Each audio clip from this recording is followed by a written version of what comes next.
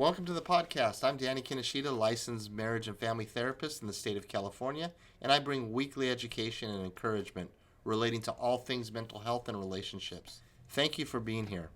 Are you tired of feeling stuck in your relationships? Do you struggle to communicate effectively with your partner, family, or friends? Well, stay right here with me. This is our first episode of a 3-part series on healthy relationships. In this episode, we're going to be talking specifically about communication and relationships, and I'll be sharing expert insights and practical tips to help you build and maintain fulfilling connections. In this episode, we'll dive into the vital role of communication and how it can transform your relationships for the better. Whether you're in your 20s, your 30s, your 40s, or your 50s, this episode is for you. So grab a cup of coffee, sit back, and get ready to take your relationships to the next level. Now, you might be wondering, what does communication have to do with having healthy relationships? Well, let me tell you, it's the key ingredient that makes everything else work. Let's get going here and talk first about the role of communication in relationships. Communication builds trust, resolves conflicts, and deepens emotional connections. Communication involves more than just a spoken word. It can be described as a dance of verbal and nonverbal cues that requires active listening, crystal clear expression of one's feelings and needs, and consistent check-ins. Nonverbal communication refers to the way we express ourselves without using words. It includes our facial expressions, our tone of voice, our body language, our gestures, and even the way we dress and present ourselves in relationships. Nonverbal communication can be just as important, if not more important, than what we say. For example, if our partner says, "I'm fine," but their arms are crossed and they're avoiding eye contact, you might sense that they're actually upset. Or if your date leans in and touches your arm while talking to you, you might feel more connected and more attracted to them. Nonverbal communication can also be a powerful tool for expressing our emotions and building rapport.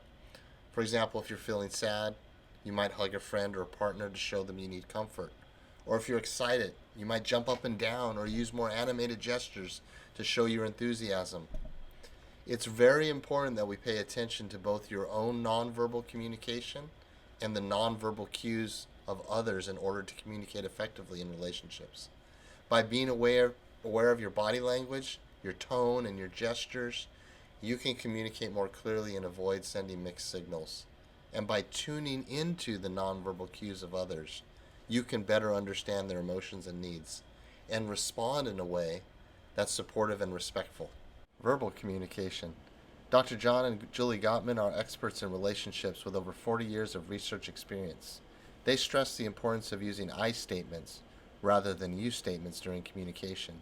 For example, saying, "I feel hurt when you criticize me," is much more effective than saying, "You always criticize me."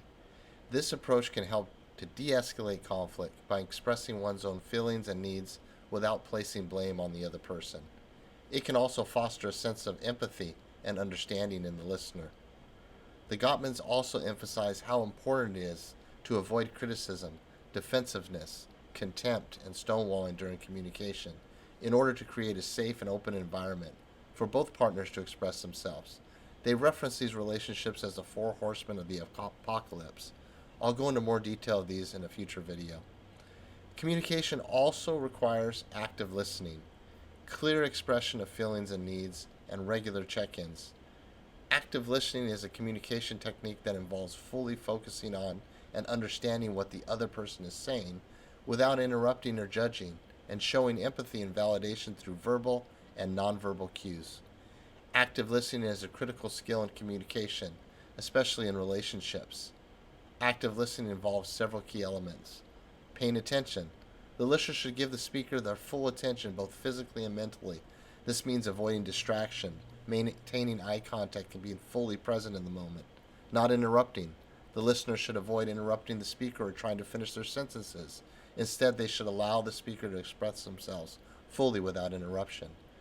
Demonstrate understanding. The listener should know that they understand what the speaker is saying by reflecting back what they've heard and using active listening techniques, such as summarizing, clarifying, and asking open-ended questions.